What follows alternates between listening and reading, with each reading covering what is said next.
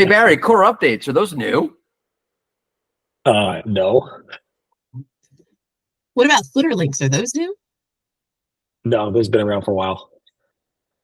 What What about about page rank? Is that new? PageRank. Didn't they retire that? So not new. I don't think it's new. what about this show? This show is new. It's a new show. It's new? It's new. Oh, winning. It's new.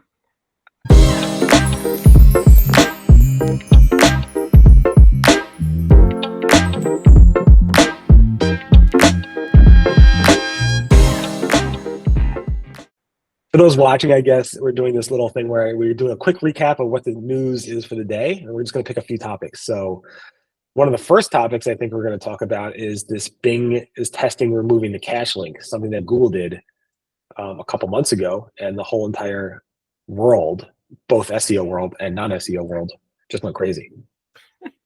But no one with Bing. No one cares. Bing, remove them. But yeah, we don't care. Remove the cache link. We don't care about you, Bing. Forget it's new. It's fine. It's fine. Exactly. You have any thoughts about that? This whole cache link controversy?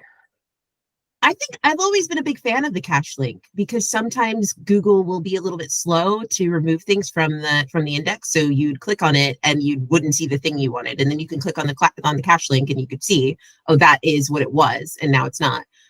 So I think it's part of everybody clearing out their servers so they can do other stuff. But yeah, like pour some out for the old cache link. I miss it. Like I wish it was still there. I think we'll be fine. Use the Wayback Machine. It'll be okay. I agree. I use it a lot, obviously, to see what's new, and I often found that it was Google's updated even faster to check what's new. I always had to end up going back to the Wayback Machine because the cache result was just so fast and updating. So I just said, you know what, this is look worthless. I just went to like the Wayback Machine to check what's new. I did once catch someone trying to steal like a brand name from someone I was working with the cache.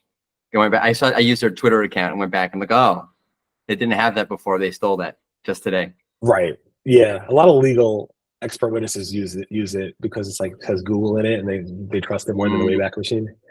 But I guess not anymore, and maybe not from Bing anymore. So would you feel bad for the lawyers, is what you're saying?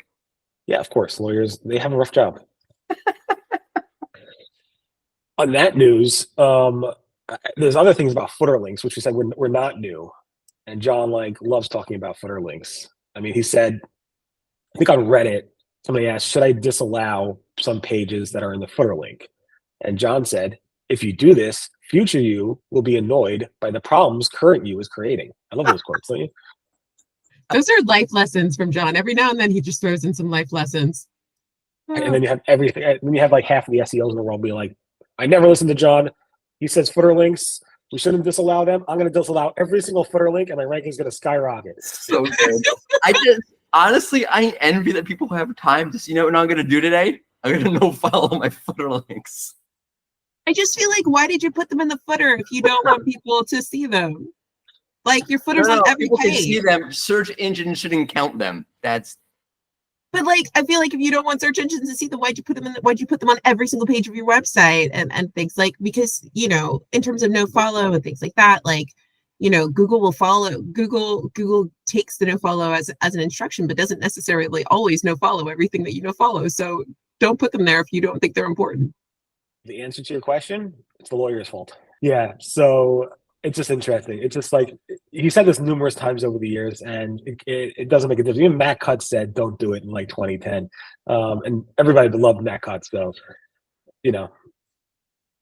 By the way, we're covering you on our podcast because you covered things that have been said a gazillion times before, but people who are new to the industry haven't heard it before. So it's good to hear them to hear it. Yeah, Legit. everybody's like, I should make a chat bot just to say if it's new, but I'm like, it's called a site command,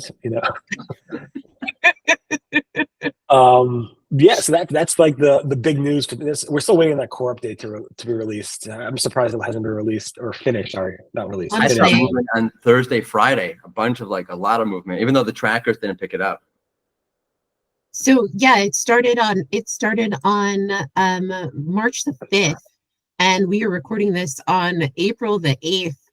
and they're calling it the March core update, but it's going to be June by the time it's done. So I don't know if they need to just change it to the like spring core update because yeah, it's rolling on. It's dragging on quite a lot. Right. I don't think we ever had a 2-month long update. That's outside of like the page experience when they announced it like a year ahead of time and whatever. But outside of, we had one that was in a previous month that went to the next month, but not. Right. Yeah, but this is long. It's a long haul, especially for one that's been so disruptive, because the general guidance is don't do a bunch of changes in the middle of a core update, but a month is a long time not to do anything on a website. Yeah, and make sure not to stare at it because you don't want to like look at that. Eclipse is today, so we're all very excited. Oh, right. It's an eclipse today for y'all. Are you going to look Google up it if you want. Or you're not supposed to look up at the sky? I think I had meetings during the eclipse. I had a bunch of employees that are called out sick today, so For the eclipse? they're sick. Wow. Maybe they're allergic to it. Maybe there's some kind of like allergy for. No better than sitting at the computer in a dark room typing away and coding. So I don't know. Did Google have a fun doodle for the eclipse? Oh, good transition. I heard you're the expert. You're like the professional transitioner. Transitioner. Pat on the back. Yeah, that was a good one. Anyway, yeah, you can Google it, and they have a pretty cool eclipse where they have these little Google Doodle sitting on lawn chairs with their glasses on, And not getting eye damage. and there's a little Google Easter egg. If you do that, you'll see like the whole entire search results turn into a solar eclipse. Nice. On that Go to note, Reddit. yeah. So anyway, I mean, this is the first time doing this, so this will get better, I assume, or maybe worse. But definitely leave our feedback in the comments below and let us know what you think. But I appreciate you, Mordy and Crystal, doing this. Crystal and Mordy and Crystal. You guys make it a great team. Aren't we supposed to say subscribe and hit the bell for notifications? I've always wanted to say that. Yeah. All right, let's do that. Subscribe, hit the bell for notifications. Ding. Smash it.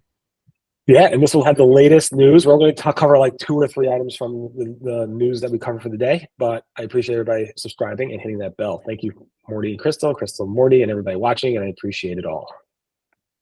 Bye. Awkward smile. Thank you.